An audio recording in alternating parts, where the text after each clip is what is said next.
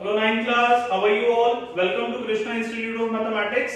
आइए guys, science का आज का लेक्चर स्टार्ट करते हैं हम। Chapter number 8 motion. जैसा कि आप लोग जानते हैं, हम लास्ट क्लास में इसको स्टार्ट कर चुके थे। गाइस, एक चीज मैं आपको इसको आगे बढ़ाने से पहले बताना चाहूंगा, क्योंकि chapter number 8 comes from physics. तो फिजिक्स के लिए आप पहले एक बात समझ लीजिए, if you want to prepare best level of physics, तो आपको एक बात समझनी है कि फिजिक्स जब भी पढ़ते हैं आप उसको तीन कैटेगरी में डिवाइड करना है आपको। कितनी कैटेगरीज में? 3 categories. First category is of theory, जिसमें सारी डेफिनेशंस एंड जितने भी मतलब लर्निंग पार्ट है, डेफिनेशन हो गए, डिस्टेंस डिफरेंशिएट बिटवीन हो गया, इस तरीके की जितनी भी चीजें हम सारी कवर कर लेते हैं, that is the theory part. Second आता है हमारा डेरिवेशन, जिसके अंदर आपको कुछ फॉर्मूलेस प्रूव करने होते हैं कि वो कैसे बने। और थर्ड पार्ट आता है गाइस न्यूमेरिकल का, जिसके अंदर हमें मैथमेटिकली क्वेश्चंस को सॉल्व करना होता है फिजिक्स के अंदर स्पेशली। तो फिजिक्स को जब भी प्रिपेयर करें, तीन कैटेगरी में करें। सबसे पहला थ्योरी सेक्शन, देन आता है डेरिवेशंस, आफ्टर दैट उसके बाद हम पढ़ेंगे न्यूमेरिकल्स। तो अभी जो मैंने आपको सेक्शन शुरू करा रखा है गाइस, वो चल रहा है थ्योरी का। लास्ट क्लास में कुछ थ्योरी हमने पढ़ी, जैसे कि मोशन क्या होता है, उसके कुछ एग्जांपल्स पढ़े। फिर हमने पढ़ा कि डिस्टेंस क्या होता है, डिस्प्लेसमेंट क्या होता है, स्केलर क्वांटिटीज किसे कहते हैं, वेक्टर क्वांटिटी किसे कहते हैं। देन हमने पढ़ा कि टाइप्स ऑफ मोशन में कौन कौन से होते हैं, लीनियर होता है, सर्कुलर होता है, जिगजैग मोशन होता है। उसके अलावा यूनिफॉर्म मोशन पढ़ा, नॉन यूनिफॉर्म मोशन पढ़ा। तो ये थ्योरी सेक्शन जो है गाइस अभी कंटिन्यू होगा आज के लेक्चर में भी। तो आइए आगे बात करते हैं नेक्स्ट टॉपिक की। चैप्टर नंबर 8 मोशन में हम नेक्स्ट थ्योरी कंटिन्यू कर रहे हैं। अब नेक्स्ट हमें पढ़नी है डेफिनेशन गाइस स्पीड की। तो स्पीड जो होती है गाइस, स्पीड का मतलब आप कितनी जल्दी कितनी दूर पहुंच सकते हो, है ना। तो स्पीड में दो चीजें मैटर करती हैं। एक, आपने कितनी दूरी तय करी, यानी कि आपने कितना डिस्टेंस कवर किया। और दूसरी चीज जो स्पीड पे डिपेंड करती है वो ये होती है कि उसको कितने टाइम में कवर करा, है ना। तो इसकी डेफिनेशन कैसे लिखेंगे हम? It is defined as the distance travelled per unit time. यहाँ गाइस फिजिक्स के अंदर कुछ चीजें आपके लिए पहली बार नहीं आ रही हैं, तो आपको इनको समझना है। यहाँ जो लिखे ना पर यूनिट टाइम, यूनिट का मतलब होता है मैथ्स और फिजिक्स दोनों में ही यूनिट वर्ड का मतलब होता है 1, और यूनिट टाइम का मतलब हो गया 1 सेकंड भी बोल सकते हो आप, 1 आवर भी बोल सकते हो, 1 मिनट भी बोल सकते हो, लेकिन लेना 1 है। और हम 1 सेकंड ले, मिनट ले या आवर ले, ये कैसे पता लगता है? तो ये डिपेंड करता है कि स्पीड की अलग अलग यूनिट्स होती हैं। कभी कभी हम किलोमीटर पर आवर में नापते हैं, कभी कभी हम मीटर पर सेकंड में नापते हैं। तो अगर मीटर पर सेकंड बोल रहा हूं मैं, तो पर सेकंड का मतलब हम टाइम को सेकंड में ले रहे हैं। अगर मैं किलोमीटर पर आवर बोल रहा हूं, तो पर आवर का मतलब हम टाइम को आवर में ले रहे हैं। तो ये उस पर डिपेंड करता है, लेकिन लेना कितना है? 1। तो क्या मतलब बना इसका? It is defined as the distance travelled per unit time. और इसका फॉर्मूला बन जाता है speed is equals to distance जो कि हमने कवर किया, डिवाइडेड बाय टाइम, कि कितने टाइम में हमने इसको कवर किया। अब अगर इसको मैं लॉजिकली समझाऊं गाइस कि किसी की स्पीड हमें कैसे पता लगती है, तो इसके लिए मैं आपको एग्जांपल समझाता हूं, ध्यान से सुनना। मान लीजिए मैं कहता हूं कि एक कार 10 किलोमीटर कवर करती है 2 आवर्स में, 10 किलोमीटर कवर करती है 2 आवर में। तो अगर मैं आपसे पूछूं इसकी स्पीड कितनी है, तो क्योंकि मैंने आपको फॉर्मूला बता दिया है, तो हो सकता है कई बच्चे इसमें पुट कर दें कि डिस्टेंस सर ने बोला 10 किलोमीटर है, तो यहाँ 10 किलोमीटर लिख दिया। टाइम सर ने बोला 2 आवर है, तो यहाँ 2 आवर लिख दिया। 10 से 2 कट गया 5 पे, तो 5 किलोमीटर पर आवर आंसर हो गया, है ना। ये बिल्कुल सही तरीका है, कोई दिक्कत नहीं है, फॉर्मूले में पुट करके आंसर निकाल सकते हैं। लेकिन लॉजिकली अगर आप समझो ना, तो मुझे किसी ने कहा कि एक कार 10 किलोमीटर का डिस्टेंस कवर करती है 2 आवर्स में, तो अगर मुझे उसकी स्पीड पता करनी है, तो मैंने डेफिनेशन में लिखा पर यूनिट टाइम, मतलब मुझे टाइम क्या करना है? यूनिट करना है। तो अगर आप इसमें लॉजिकली सोचो कि 2 घंटे में कार 10 किलोमीटर कवर कर रही है और आपको टाइम को 1 करना है, तो 2 आवर की जगह अगर आप 1 आवर कर दोगे, मतलब आधा कर दोगे, तो डिस्टेंस भी आधा हो गया, यानी कि 5 किलोमीटर हो गया। तो इसका मतलब अगर कोई कार 10 किलोमीटर 2 घंटे में चल रही है, तो वो 1 घंटे में कितना चलेगी? 5 किलोमीटर। इसका मतलब उसकी स्पीड कितनी होगी? 5 किलोमीटर पर आवर। अगर आपको किसी की भी स्पीड पता करनी है, तो आपको टाइम को क्या करना पड़ेगा? 1 बनाना पड़ेगा, उस पे जो डिस्टेंस आएगा वही उसकी स्पीड होगी। क्लियर? सो ये तो बात हुई स्पीड की डेफिनेशन की, और उसका फॉर्मूला है डिस्टेंस अपॉन टाइम। गाइस अब एक होती है स्पीड और एक होती है एवरेज स्पीड। होता क्या है गाइस, जैसे मान लीजिए स्पीड का प्रैक्टिकली यूज बहुत कम होता है। स्पीड से ज्यादा यूज कौन सी चीज होती है? Average speed. क्यों? क्योंकि मान लीजिए आप अपने घर से चलते हैं और आप सपोज कीजिए घूमने के लिए कहीं हिल स्टेशन पे जा रहे हैं, मान लीजिए आप मसूरी चले गए। अब मसूरी यहाँ से मान लेते हैं हम 300 किलोमीटर दूर है, रफली एक आइडिया ले लो कि मान लेते हैं कि हम 300 किलोमीटर दूर मसूरी है, ठीक है। तो क्या 300 किलोमीटर का जो डिस्टेंस है, जो कि बहुत बड़ा डिस्टेंस है, क्या उसको आप हर बार एक बराबर उसमें कवर कर पाओगे कि आप हर 5 किलोमीटर जो है हर आधे घंटे में कवर कर रहे हो? ऐसा तो नहीं हो सकता ना इतने बड़े डिस्टेंस पे। कुछ डिस्टेंस ऐसा होगा जो बड़ी स्पीड में खींच जाते हो आप, कुछ डिस्टेंस ऐसे होगा जहां ट्रैफिक ज्यादा होता है, थोड़ा धीरे धीरे चलना पड़ता है। तो इसका मतलब ये हुआ कि अगर उस पूरे 300 किलोमीटर के मैं बहुत सारे सेक्शंस बना दूं, मान लो 5-5 किलोमीटर के सेक्शन बना दूं या 1-1 किलोमीटर के सेक्शन बना दूं, तो हर 1 किलोमीटर में जो मैं निकाल रहा हूं वो तो स्पीड हो सकती है, लेकिन इतने बड़े डिस्टेंस को 300 किलोमीटर को मुझे कैसे निकालना पड़ेगा? Average speed. एवरेज स्पीड का मतलब पूरी जर्नी की मिली जुली स्पीड, ठीक है। और उसमें फर्क क्या आता है डेफिनेशन में? It is defined as the total distance traveled upon total time taken, यानी कि किसी ने टोटल कितना डिस्टेंस कवर करा है और टोटल कितने टाइम में करा है। अगर इनको डिवाइड कर दो तो जो आंसर मिलता है उसको स्पीड ना कह के एवरेज स्पीड बोला जाता है। यानी कि एवरेज स्पीड का फॉर्मूला होता है टोटल डिस्टेंस अपॉन टोटल, आप कहोगे सर डिस्टेंस अपॉन टाइम में और total distance upon total time में सिर्फ टोटल ही तो लगा दिया, इससे फर्क क्या पड़ा? टोटल से ये फर्क पड़ा गाइस, मान लो अगर मैं किसी को कहता हूं कि कोई जना है, कोई भी XYZ पर्सन है, वो 1 किलोमीटर कवर करता है 5 मिनट्स में, 1 किलोमीटर कवर करता है 5 मिनट्स में, और फिर अगले 5 किलोमीटर कवर करता है 13 मिनट्स में, फिर अगले 10 किलोमीटर कवर करता है 20 मिनट्स में, फिर वो अगले 50 किलोमीटर कवर करता है 1 आवर में। तो मैंने आपको अलग अलग डिस्टेंस दे दिए, अलग अलग टाइम बता दिए, आपको क्या निकालना है? एवरेज स्पीड निकालनी है। तो एवरेज स्पीड के लिए क्या करोगे? जितने भी अलग अलग डिस्टेंस मैंने बताए थे उन सबको टोटल कर दोगे, वो आपका आ जाएगा टोटल डिस्टेंस। जितने भी अलग अलग टाइम बताए थे उन सबको प्लस कर दोगे, वो आ जाएगा टोटल टाइम। और जब टोटल डिस्टेंस और टोटल टाइम को डिवाइड किया जाता है गाइस, तो स्पीड नहीं आती, एवरेज स्पीड आती है। और ज्यादातर हम कोई भी जर्नी जब करते हैं पूरी, तो हम जो कहते हैं ना कि हमारी स्पीड इतनी रही कि हमने 8 बजे हम सुबह घर से निकले थे और 12 बजे हम हरिद्वार पहुंच गए, या 1 बजे हम हरिद्वार पहुंच गए 5 घंटे में। तो हम जो स्पीड निकालते हैं ना कि अगर हम 5 घंटे में हरिद्वार पहुंच गए, जो कि 200 किलोमीटर दूर है दिल्ली से, तो हमने एक एवरेज निकाला कि हम 40 किलोमीटर पर आवर की स्पीड से चले, है ना। तो ये जो स्पीड हुई वो स्पीड नहीं निकली, वो एवरेज स्पीड निकली। क्यों? क्योंकि डिस्टेंस ज्यादा होने के कारण हम उसको क्या करते हैं, कई सेक्शंस में अलग अलग डिवाइड करके फिर टोटल कर देते हैं, तो वो एवरेज स्पीड होती है। समझ में आ गई? क्योंकि ऐसा तो होगा नहीं कि मान लो आप गाड़ी पे यहाँ से हरिद्वार जा रहे हैं, हरिद्वार 200 किलोमीटर है मान लो, और आप 5 घंटे में पहुंच गए, तो आपने कहा कि हमारी स्पीड है 40 किलोमीटर पर आवर की। तो क्या आपने पूरी जर्नी में 40 किलोमीटर पर आवर की स्पीड से गाड़ी चलाई थी? Obviously not. कहीं पर आपकी स्पीड 120 भी गई होगी, कहीं पर आपकी स्पीड 20 भी गई होगी, कहीं पर 60 भी गई होगी। तो उसका एवरेज जो फाइनल कंक्लूजन निकल के सामने आया गाइस, वो क्या निकला? एवरेज स्पीड निकला। समझ में आ गई बात?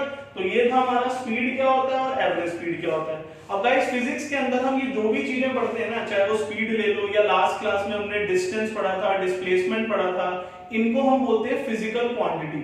और हर फिजिकल क्वांटिटी की गाइस एक एसआई यूनिट होती है। क्या होती है? SI unit. तो एसआई यूनिट ऑफ स्पीड क्या होती है? Metre per second. यानी कि अगर आपको डिस्टेंस किलोमीटर में दे रखा है, टाइम आर में दे रखा है, तो आपका आंसर आएगा किलोमीटर पर आवर में। लेकिन kilometre per hour is not the SI unit of speed. आपको स्पीड की बात जब भी करनी होगी तो आप मीटर पर सेकंड में करोगे। आपके मन में क्वेश्चन आ रहा होगा कि सर अगर हमें किलोमीटर पर आवर में दे दिया जाए तब हम क्या करेंगे? तो गाइस यहाँ पर कुछ कन्वर्जन फॉर्मूलाज होते हैं जिससे हम किलोमीटर पर आवर को मीटर पर सेकंड में कन्वर्ट कर सकते हैं। तो एसआई यूनिट ऑफ स्पीड आपसे कोई भी पूछेगा, आप बोलोगे मीटर पर सेकंड, जिसको एम, फिर पर का मतलब स्लैश होता है, जिसका मतलब अपॉन में होता है, और एस का मतलब सेकंड में। ठीक है।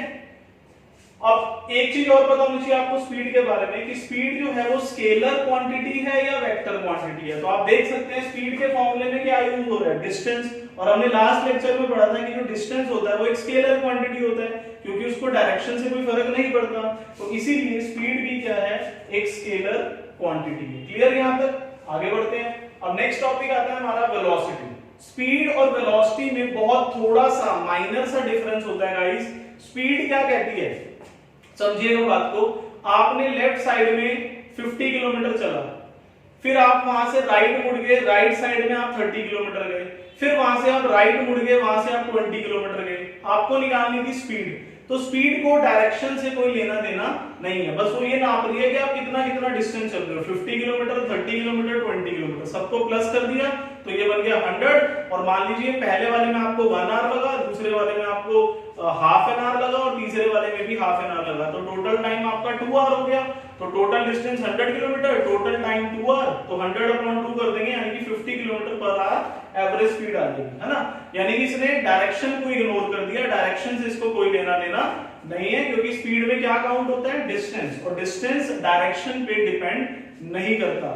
लेकिन जो वेलोसिटी है ना, वो है तो स्पीड ही एक किस्म की, लेकिन फर्क क्या है कि ये वो स्पीड है जिसमें डायरेक्शन भी ऐड हो जाती है। यानी कि इन शॉर्ट अगर मैं वन वर्ड में बोलूं तो speed with direction is called velocity. Speed with direction is called velocity. तो वेलोसिटी की डेफिनेशन क्या है एक्चुअल में, it is defined as the distance travelled per unit time. आपसे देख सकते हैं स्पीड में भी ये लिखा था, it is defined as the distance travelled per unit time, यहां पर भी ये लिखा है, it is defined as the distance travelled per unit time, लेकिन एक लाइन एक्स्ट्रा क्या ऐड होगी, इन अ गिवन डायरेक्शन। यानी कि मान लीजिए अगर कोई 10 किलोमीटर स्ट्रेट जा रहा है 2 घंटे में, 10 किलोमीटर स्ट्रेट जा रहा है 2 घंटे में, तो उसकी स्पीड और उसकी वेलोसिटी सेम है, कोई फर्क नहीं है। स्पीड भी वैसे ही निकलेगी 10/2 करके 5 किलोमीटर पर आवर, और वेलोसिटी भी वैसे ही निकलेगी 10/2 करके 5 किलोमीटर पर आवर। अब मान लीजिए 10 किलोमीटर चलने के बाद जो कार थी वो राइट मुड़ी, तो जब वो राइट मुड़ी तो स्पीड में कोई फर्क नहीं आता, लेकिन वेलोसिटी जो है वो चेंज हो सकती है।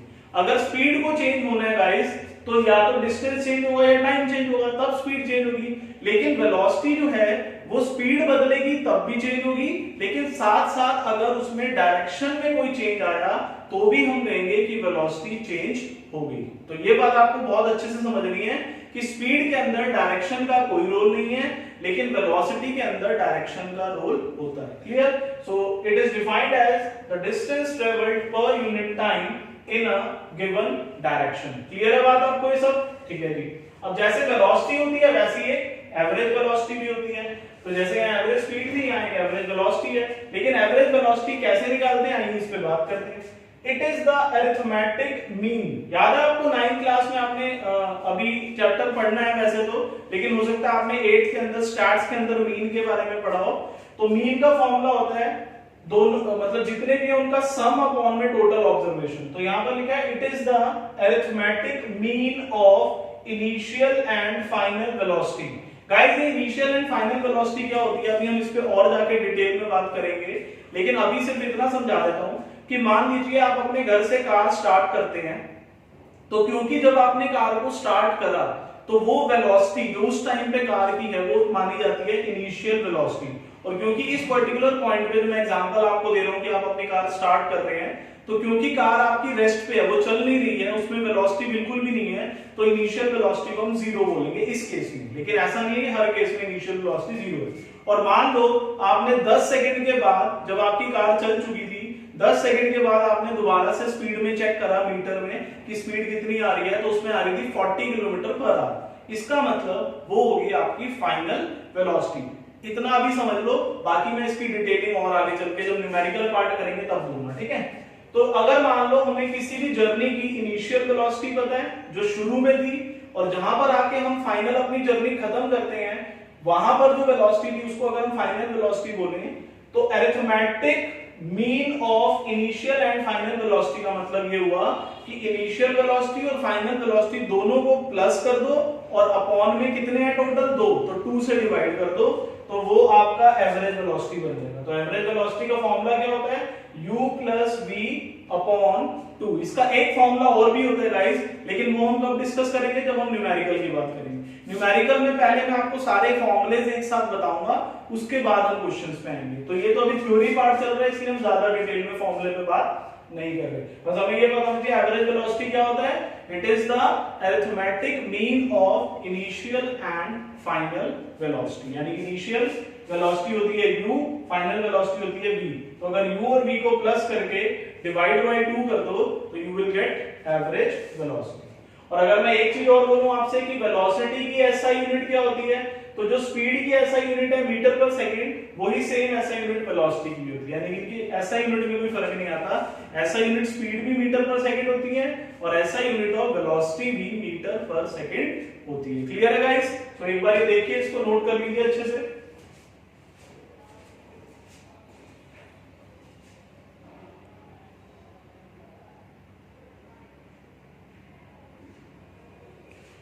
तो आइए गाइस आगे बढ़ते हैं। अब जैसे कि मैं आपको ऑलरेडी बता चुका हूं कि एसआई यूनिट ऑफ वेलोसिटी कितनी होती है, सेम होती है जो कि एसआई यूनिट ऑफ स्पीड है, that is metre per second. अब नेक्स्ट जो मैं आपको डेफिनेशन बताने जा रहा हूं गाइस, दैट इज एक्सेलरेशन।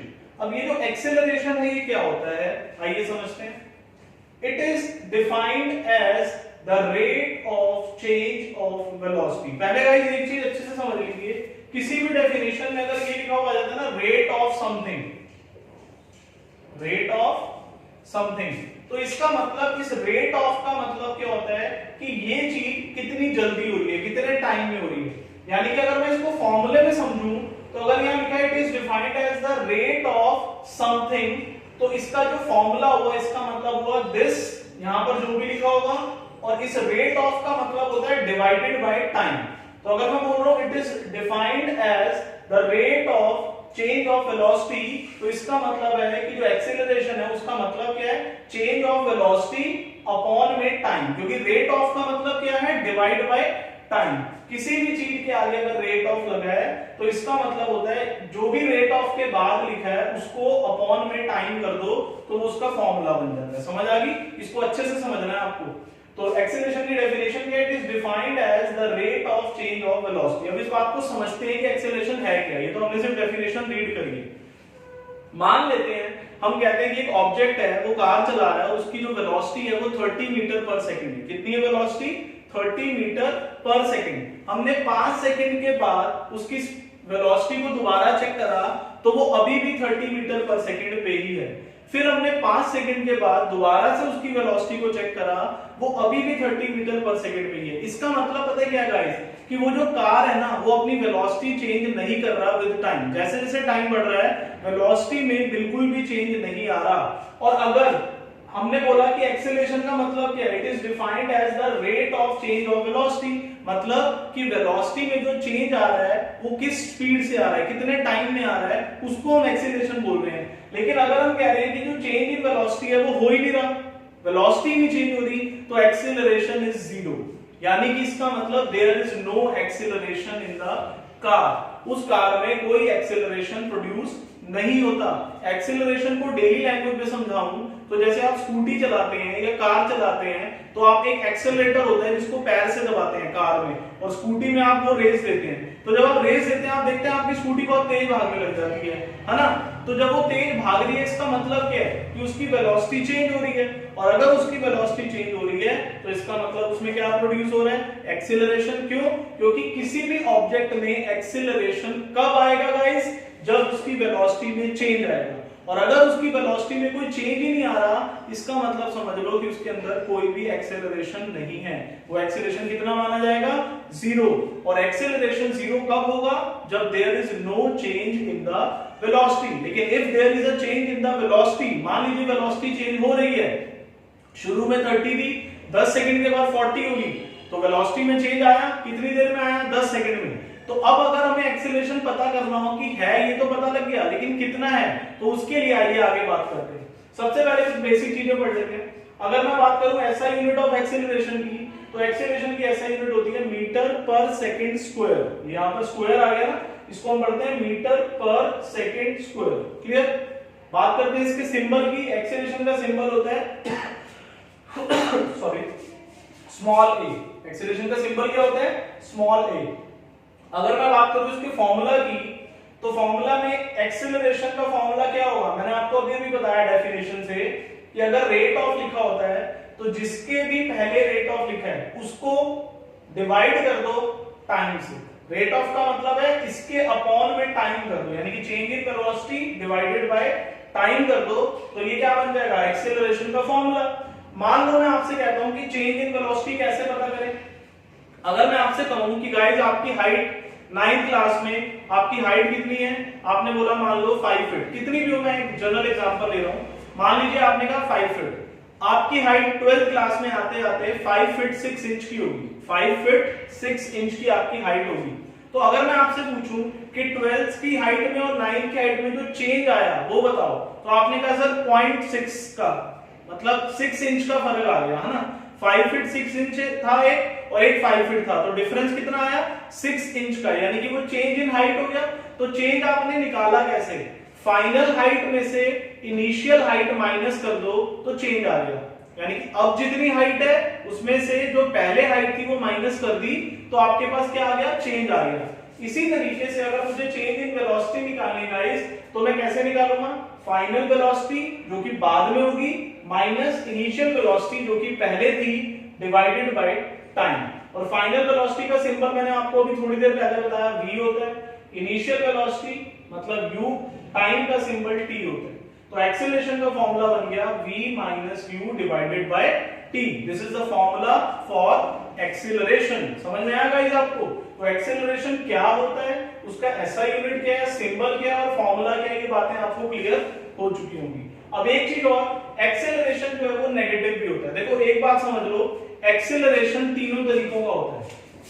अगर मैं लिख दूं ये ए एक्सेलरेशन है तो ये तीनों तरीकों से हो सकता है, ये जीरो भी हो सकता है, ये पॉजिटिव भी हो सकता है और ये नेगेटिव भी हो सकता है। Acceleration can be zero, positive and negative. तो जीरो कब होगा, when there is no change in the velocity, अगर उसकी वेलोसिटी में कोई चेंज ही नहीं आ रहा तो एक्सेलरेशन क्या होगा, जीरो। अब पॉजिटिव और नेगेटिव में फर्क क्या है उस पर बात कर लेते हैं। नेगेटिव एक्सेलरेशन हो या पॉजिटिव, देखो एक्सेलरेशन का मतलब क्या है, चेंज इन वेलोसिटी, वेलोसिटी का बदलना। लेकिन जब कोई चीज चेंज हो रही है तो जरूरी है कि वो बढ़ेगी, वो कम भी तो हो सकती है।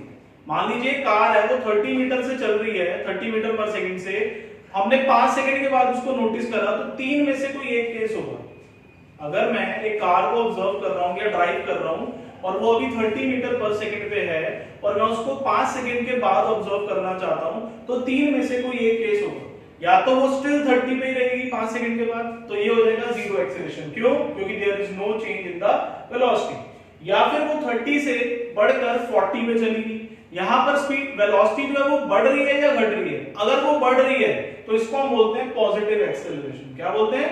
Positive acceleration. और तीसरा केस, 5 सेकंड के बाद जो वेलोसिटी 30 पे थी हो सकता है वो कम होकर 20 पे आ जाए, क्योंकि हो सकता है मुझे कहीं चलते चलते कार को ब्रेक लगानी पड़ जाए, कोई आगे आ सकता है, कोई रेड लाइट आ सकती है, किसी भी रीजन से अगर मैंने ब्रेक लगाई तो हो सकता है आपकी बार वेलोसिटी कम हो जाए। और अगर वेलोसिटी डिक्रीज होती है गाइस, इंक्रीज होने की जगह, तो इसको हम बोलते हैं negative acceleration.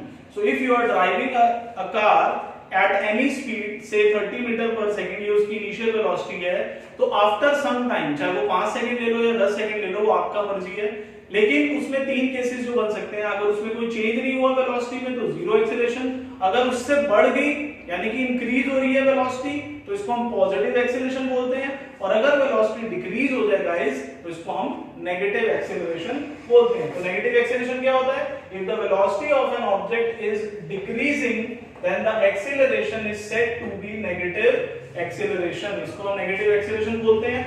It is also called, mind it guys, ये बहुत important word है, यूज हो जाता है कई बार, retardation। यानी कि अगर हम acceleration ना बोल के retardation बोल रहे हैं तो इसका मतलब है कि हम negative acceleration की बात कर रहे हैं, और अगर मुझे positive acceleration बोलना है तो मैं सिर्फ acceleration बोल दूंगा, इसका मतलब होगा कि पॉजिटिव। पॉजिटिव एक्सेलरेशन को मैं खाली एक्सेलरेशन बोल सकता हूं, नेगेटिव एक्सेलरेशन को मैं वन वर्ड में रिटार्डेशन भी बोल सकता हूं, और जीरो एक्सेलरेशन को जीरो एक्सेलरेशन भी बोलना पड़ेगा। समझ में आ गई बात? अगर मैं आपसे क्वेश्चन करूं गाइस कि what is the condition for an object to be in zero acceleration, कोई भी ऑब्जेक्ट जीरो एक्सेलरेशन में कब हो सकता है, उसकी कंडीशन क्या है, तो आपका आंसर क्या आना चाहिए?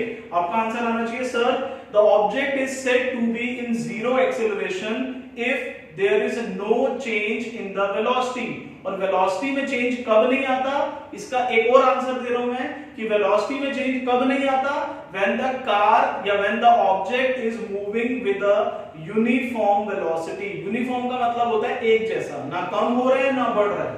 तो अगर कोई भी ऑब्जेक्ट, अब मेरा क्वेश्चन क्या आपसे कि what would be the acceleration of an object if it is travelling with a uniform velocity. अगर कोई भी ऑब्जेक्ट यूनिफॉर्म वेलोसिटी से ट्रेवल कर रहा है तो उसमें एक्सेलरेशन कितना होगा? Your answer will be zero acceleration या no acceleration will be there. समझ में आ गया आपको एक्सेलरेशन क्या होता है? तो देख लीजिए इसको एक बार, आपने नोट्स बनाने हैं बहुत अच्छे से इसके।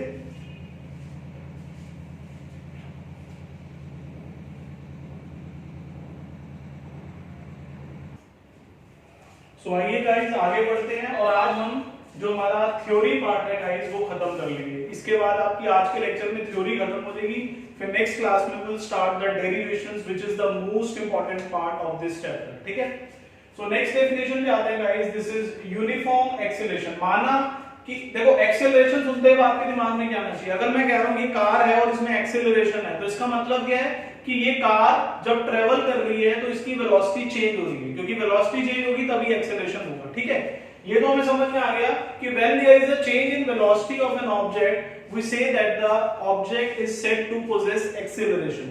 लेकिन एक्सेलरेशन दो टाइप का होता है, एक यूनिफॉर्म होता है और एक नॉन यूनिफॉर्म होता है। अब यूनिफॉर्म मतलब एक जैसा, नॉन यूनिफॉर्म मतलब जो एक जैसा ना हो। तो इसमें डिफरेंस क्या होगा गाइस? मान लीजिए एक कार है, उसको हमने टोटल 15 सेकंड के लिए 15 सेकंड के लिए हम उसको ऑब्जर्व कर रहे हैं, लेकिन कैसे? 5-5 सेकंड के 3 सेट बना के, first 5 second, next 5 second, next 5 second. ठीक है, टोटल 15 सेकंड के लिए हमें कार को ऑब्जर्व कर रहे हैं, लेकिन हमने 5-5 सेकंड के 3 स्लॉट बना दिए।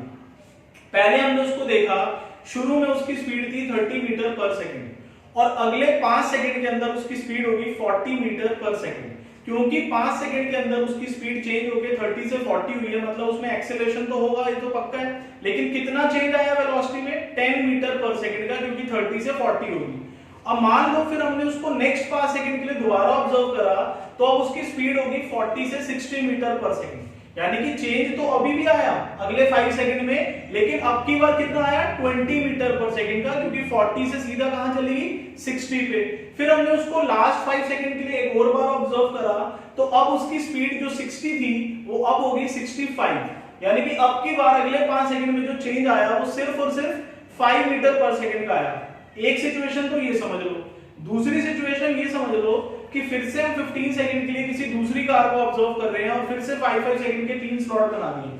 अब की बार हमने देखा कि शुरू में वो कार 40 मीटर पर सेकंड पे थी, 5 सेकंड के बाद उसकी स्पीड हुई 50 मीटर पर सेकंड, यानी कि 10 का चेंज आया।